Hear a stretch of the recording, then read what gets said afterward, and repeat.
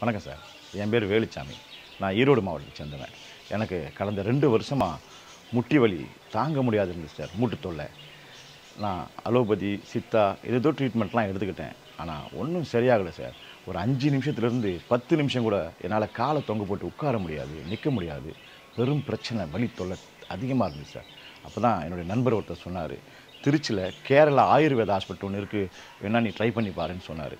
சரின்னு நான் போனேன் சார்.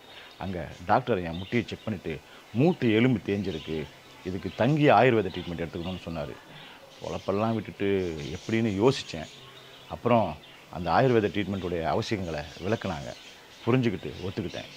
இப்போ அந்த ட்ரீட்மெண்ட்டுக்கு அப்புறம் எனக்கு 30லேருந்து 40 நிமிஷம் காலை தொங்க போட்டு உட்கார முடியுது, நிற்க முடியுது. எந்த பிரச்சனையும் இல்லை சார்.